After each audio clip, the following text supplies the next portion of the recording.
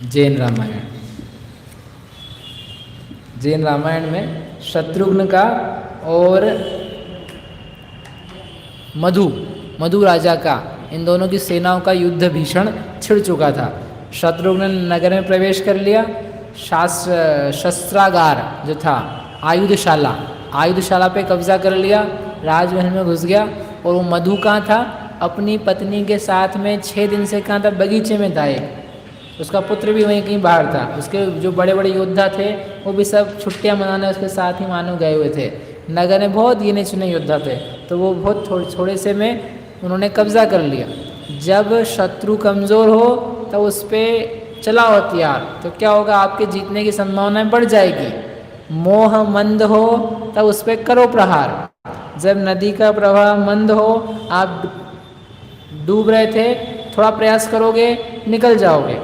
वो तेज प्रवाह है, आप हाथ पैर मारोगे और डूब जाओगे।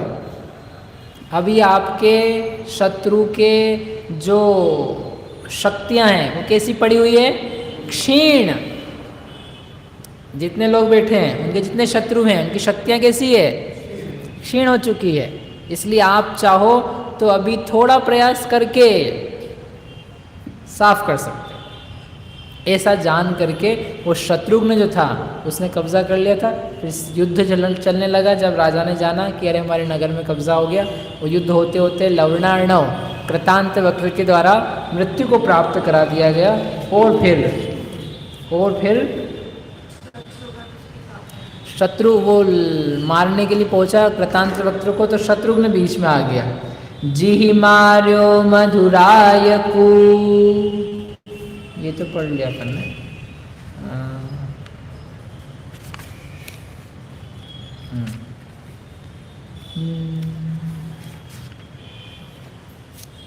हाँ,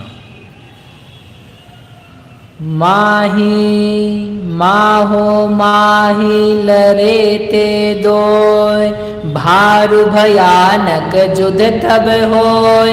जब सेनापति रोष उपाय, दई गदा को रण में थाय।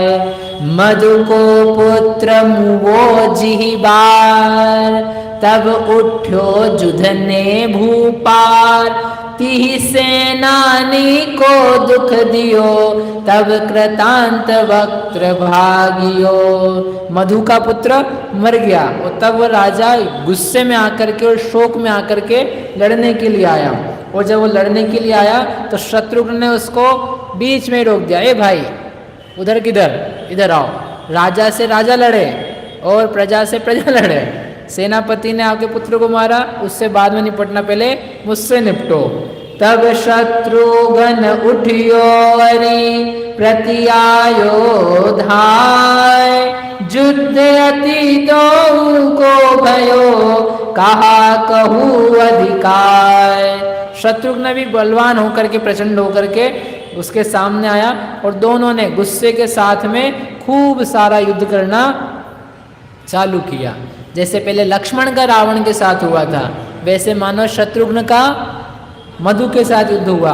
दोनों एक दूसरे के ऊपर बाणों से, अनेक अलग प्रकार के अस्त्रों से, शस्त्रों से, गदा मुदगर, उन सब से उस सारा का सारा वातावरण जो था युद्ध भूमि वो व्याप्त सी हो गई। एक दूसरे के बाणों को वो आकाश में ही काटते चले जा रहे थे।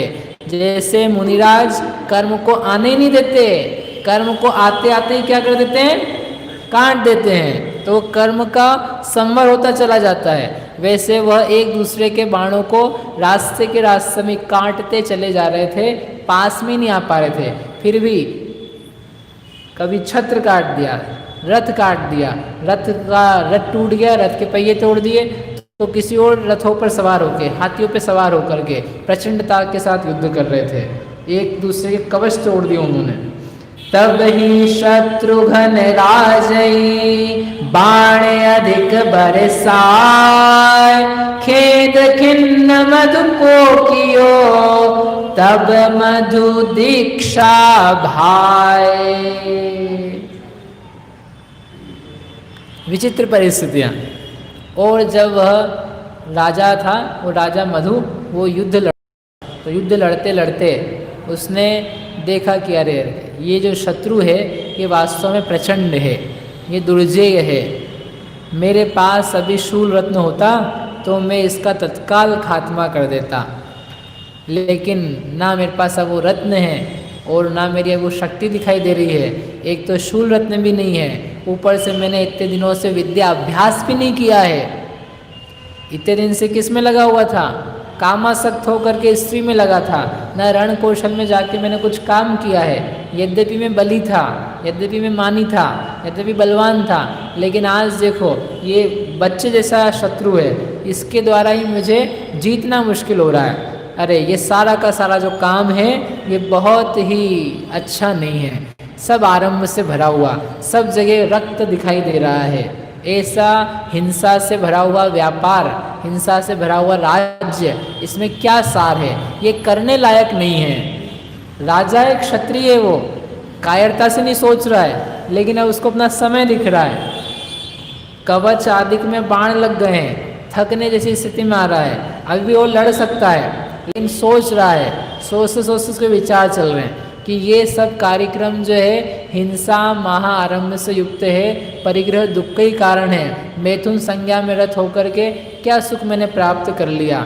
अरे वही मनुष्य बढ़िया है जिसने अपनी बुद्धि को मुनिराज के हितकारी वैष्णव में लगाया, लेकिन अब क्या मतलब है? अब इन सब बातों को सोचने से क्या लाभ है? क्यों? आग लगी, उस समय कुआं खोदने जाओ तो क्या होगा? सांप ने काट लिया, उस समय बोलो अब मैं मंत्र सिद्ध करूंगा। अब तो समय गया, जब मंत्र सिद्ध करने का समय था तब सांप ने नहीं काटा था, तब सिद्ध कर लिया होता तो सांप ने काटा होता तो खुद अपना जहर उतार लेता। पहले से कुआं खोद के रखा होता, आग लगी होती तो पानी निकाल निकाल के साफ कर लेता, बुझा लेता। पहले से पढ़ाई लिखाई करी होती तो आज तुझे इस प्रकार से रबड़ना नहीं फिरना पड़ता। बच्चों को कहते कि नहीं कहते? ऐसे आज अभी मनुष्य भाव में तुम सम्यक दर्शन ज्ञान चारित्र प्राप्त कर लिया होता तो फिर क्यों कीड़ी मकोड़ा बिल्ली बंदर छिपकली चूहा बनना पड़ता? लेकिन वहाँ नहीं सोच पाते हैं, यहाँ सोचना होता है। ओ भोग के काल में योग को सोचे, उसका नाम है धर्मात्मा। योग्य समय जब अभी उसकी आवश्यकता नहीं है, भविष्य का विचार करके वर्तमान में कार्य करे, उसका नाम है विवेकी। जगत की सारी चीज़ों में अपन विवेक करते हैं, बताओ। पहले से पैसा कमा के रखते किसके लिए? बुढ़ापे के लिए। पहले से पढ़ाई करके रखते हैं जवानी के लिए। भोजन भरपेट करके रखते हैं दिन भर रात्रि के लिए, बराबर। पहले से सब काम करके रखते हैं, लेकिन आत्मा के हित के लिए जब आवश्यकता पड़ेगी, दुख आएगा, प्रतिकूलता आएगी, पाप के उदय आएंगे, तब देख लेंगे कौन सा विवेक। तो उसने सोचा अरे अब पश्चात क्या होत, चिड़िया चुग गई खेत। अब मैंने सारा समय निकाल दिया, मुझे पहले क्यों नहीं अक्ल आई, पहले क्यों नहीं सावधान हुआ। अब भी थोड़ा समय बचा है, अब भी मैं वो कार्य करूँगा जिससे ये सारा चतुर्गति का भ्रमण मिट सके। मैं कल्याणकारी जिन मार्ग की शरण में जाता हूँ। कब सोच रहा है वो? कहाँ है वो? युद्ध भूमि में, युद्ध के सरे सामने शत्रु है। आप बोलोगे इतनी देर सोचा तो क्या बाण नहीं चला रहा है? ये सब सोचना अंतर्मुहूर्त में हो जाता है, बोलने में टाइम लगता है। चिंतन धारा जब चलती है ना फटाफट फटाफट, तो शीघ्रता से अंतर्मुहूर्त में तो परिणाम हो जाते हैं सब बदलते हुए। और कोई धनुष को रख करके बैठ जाए, सामने क्षत्रिय राजा बाण नहीं चलाता है, ललकारता है, शस्त्र उठा, वार कर, प्रहार कर, क्या संधि करना चाहता है? वो मारेगा नहीं, वो वेट करेगा, इंतजार करेगा। जैसे आपको पता है ना, रथ टूट जाता है तो रथ बदलते हैं, तो रथ बदलने के लिए बोलते नहीं ये स्टॉप। स्टॉप क्या बोलते हैं उसको? बच्चे खेलते हैं ना छुट्टी में, स्टैचू खेलते तो बीच में थोड़ा सा क्या लेते हैं वो, इंटरवल, पता नहीं एक वर्ड होता है, मैं भूल रहा हूँ। तो ऐसे वो बोलते रुक जाओ थोड़ा सा, मैं रथ बदल लूँ। नहीं, वो खुद ही नहीं मारता है, ये रथ तोड़ दिया इसका, दूसरा रथ पाने दो इसको। टाइम, हाँ टाइम्स प्लीज़, टाइम प्लीज़ तो टाइम प्लीज़ नहीं करते वो लोग, ये नियम है, अच्छे युद्ध का नियम है। तो वो बैठा हुआ है ना, वो बैठा हुआ ही विचार रहा है, उसका परिणाम बदल रहा है, उसके हृदय में से, शरीर में से जैसे खून निकल रहा है, बाण लगे हुए हैं। वो व्यक्ति क्या विचार कर रहा है, अब मैं ये सब काम नहीं करूँगा।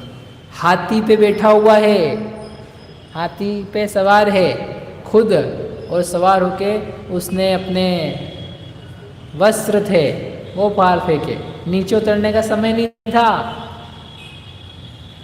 नीचे उतरने का समय नहीं था।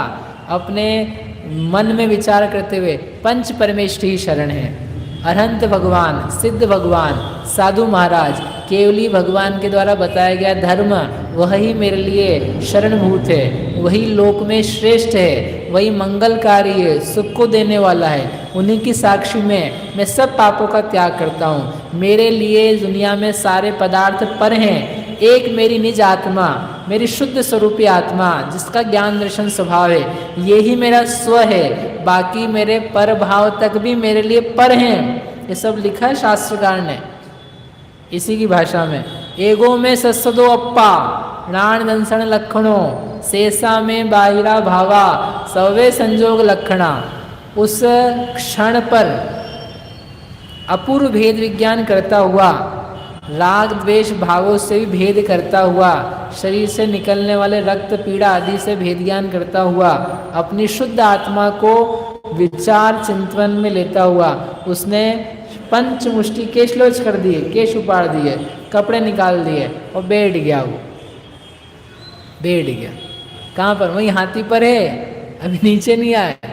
बोले ऐसे कैसे व्रत, ऐसे ही व्रत हैं, आप चिंता मत करो, आपको मुनि नहीं कहना भले मत कहो, लेकिन वो उत्तम परिणामों से युक्त हो गया है, निशल्य परिणामों से युक्त हो गया है। सारा बेर भाव क्रोध कषाय राज्य परिग्रह का त्याग कितनी देर में संजय भैया, अंतर मुहूर्त। रंग बदलने में कितनी देर लगती है बताओ। अभी पिछले दिन तक पत्नी के साथ ही था, छोड़ने तैयार नहीं था, युद्ध लड़ने आया था, बच्चा मर चुका है, बच्चे का क्रोध था, राज्य चला जा रहा है, सब परिग्रह का कषाय का त्याग करके दीक्षा ले ली। दीक्षा भाव विचार के, समय नहीं बचा अब ज़्यादा, लेकिन अब वह निकलने वाला है। शत्रुघ्न ने जब देखा, ओ ये तो दीक्षित हो रहे हैं, मुनि बन रहे हैं, दीक्षित हो चुके हैं, वो उतरा अपने रथ से और उसने प्रणाम किया, हे साधो, हे साधो, मुझ पापी का, मुझ अज्ञानी का अपराध क्षमा हो। उसके भाव बदल गए, आप साधु बन गए, अब काय का बेर है, अब तो आप जगत पूज्य हो रहे हो, आप मेरे अपराध क्षमा करो, मैं आपसे क्षमा मांगता हूँ, आप तो जगत पूज्य पद को प्राप्त हो रहे हो। और ऐसा कह के उससे नमस्कार किए, नमोस्तु किए। सारा युद्ध वहीं के वहीं रुक गया और वो राजा वहीं के वहीं समाधि मरण किए, और समाधि मरण करके दीक्षा भाव विचार के प्राण छाड़ी मधुराय, तीजा स्वर्ग विषय भयो देव मनोहर काय। और वहीं पर उसका मरण हो गया, मधु राजा का या मधु मुनि का, जो आप कहना चाहो एक विरक्त जीव का, और उस विरक्ति के परिणामों के फलस्वरूप वह वहीं के वहीं आयु बांध करके कहाँ पहुँच गए, स्वर्ग में, तीसरे स्वर्ग में चले।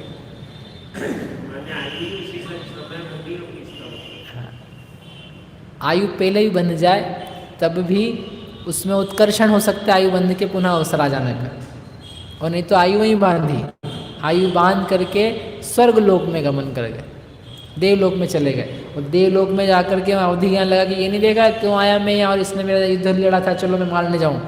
शांत परिणामों से पैदा हुए ना, त्याग के परिणामों से, वहाँ का बेर वहीं के वहीं खत्म, ऐसा बेर समाप्त किया, ऐसी निर्वय चिकित्सा धारण करी उन सब जीवों के प्रति, निर्वय चिकित्सा।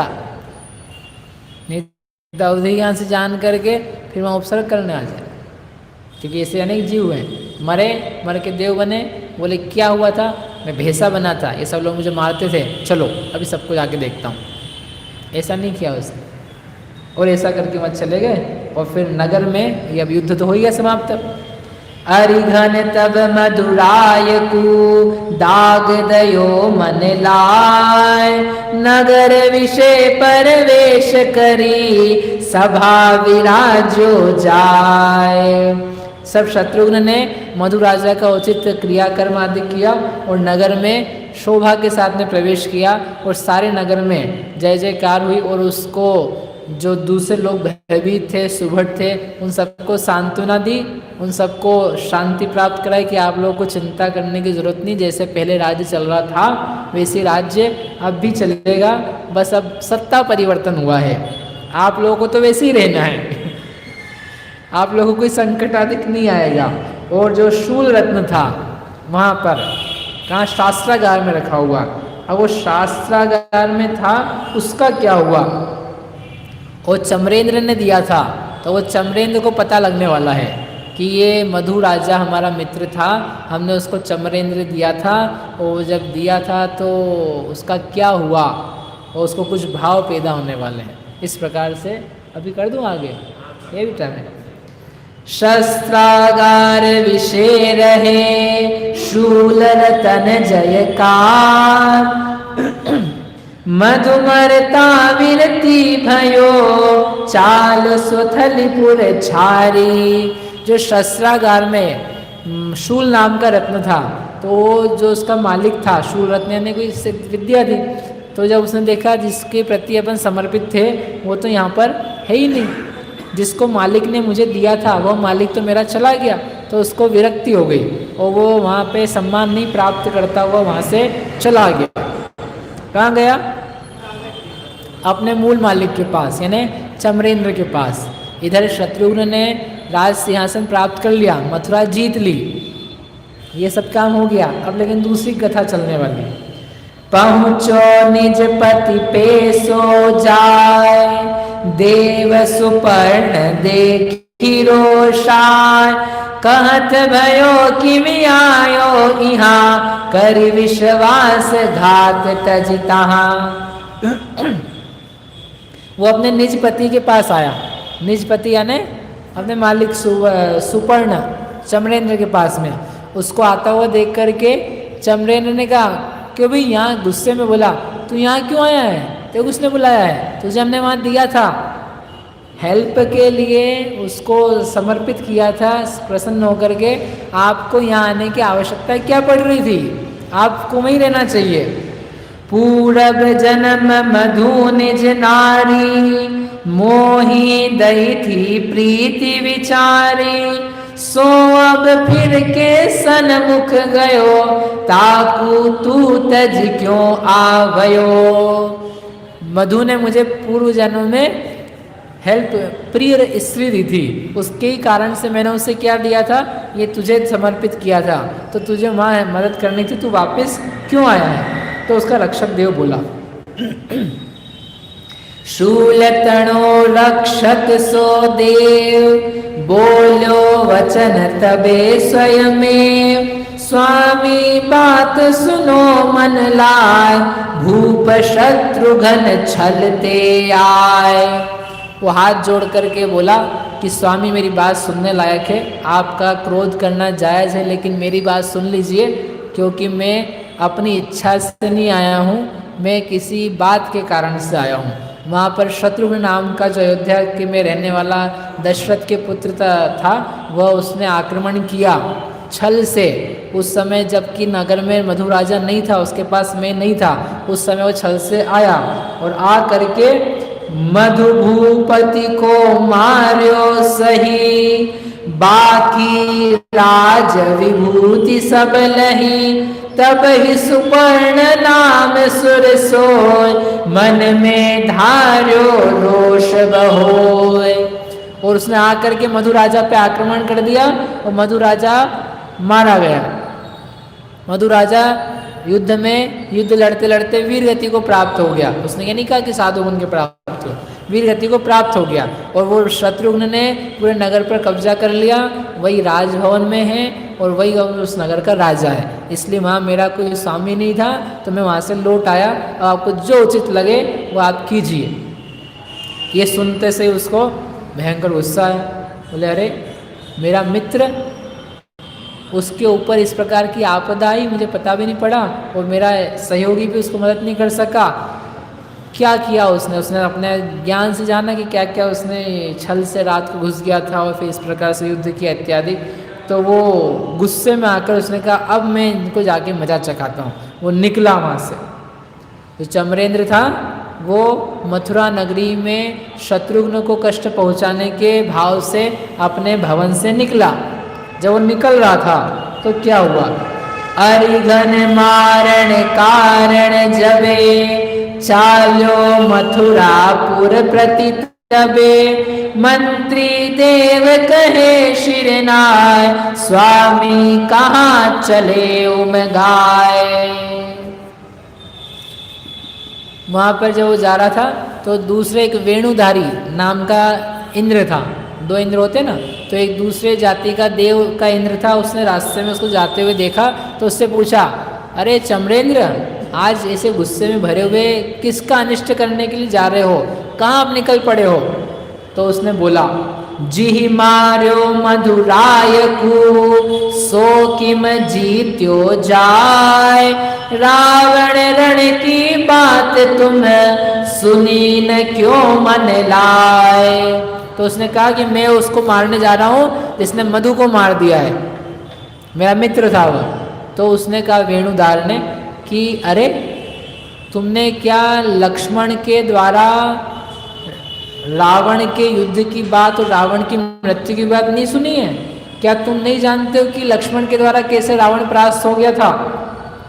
और जब युद्ध चल रहा था राम लक्ष्मण का रावण का, तो लक्ष्मण के छाती में क्या लगी थी? शक्ति लगी थी। उस शक्ति से निकालने के लिए क्या किया था?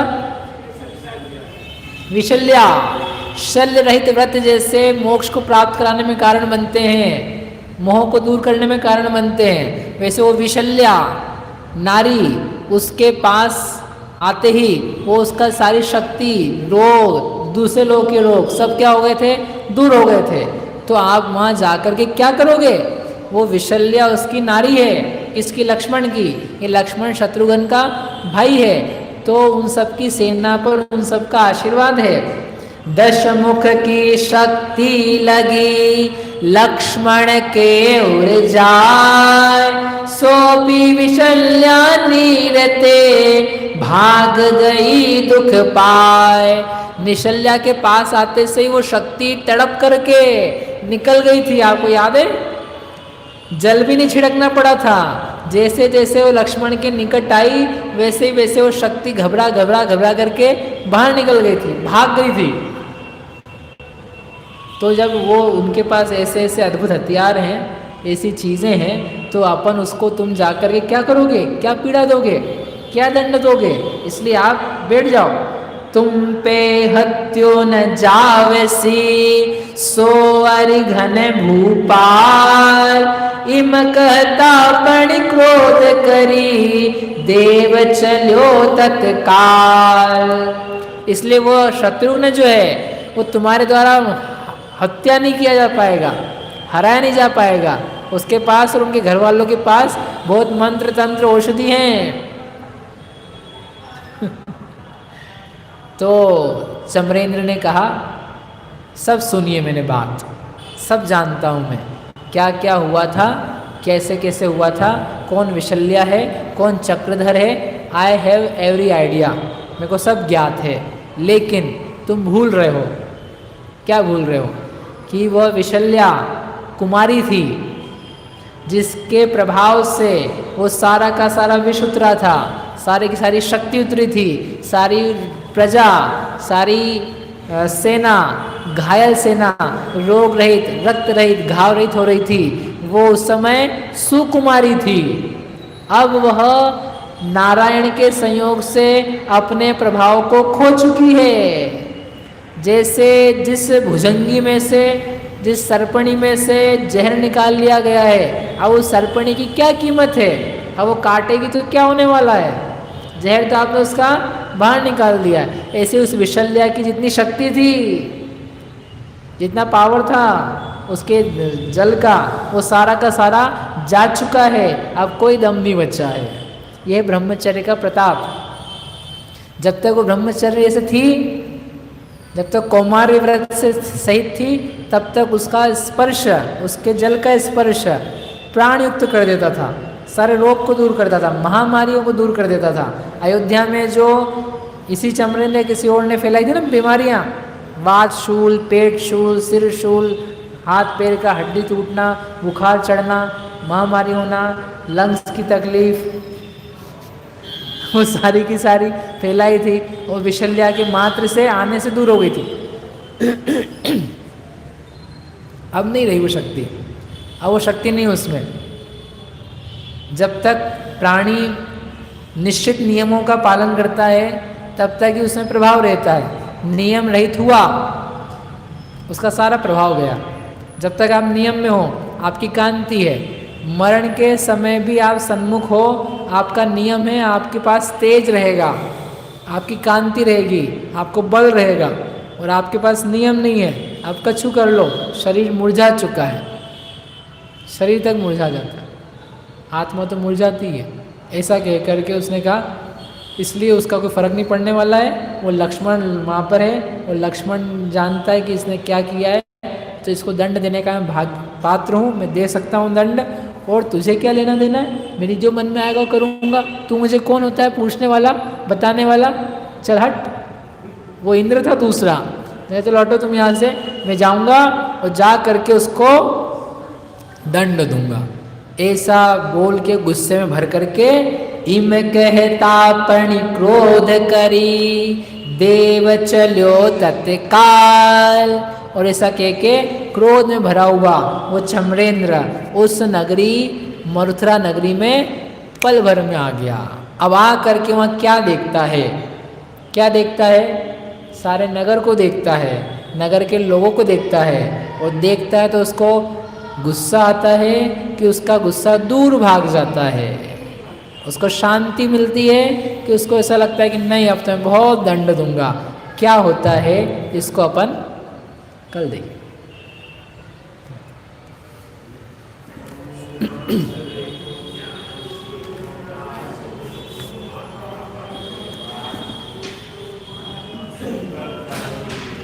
समुद्रवे जानवे को बंदवे दीवानवे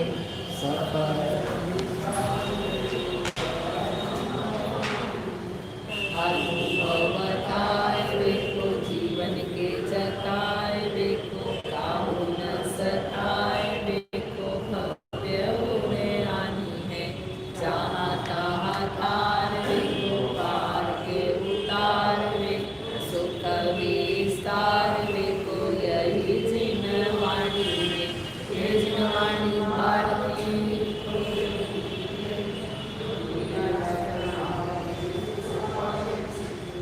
वाणी के ज्ञान में सूझे तो भालू, सो वाणी मसकरू।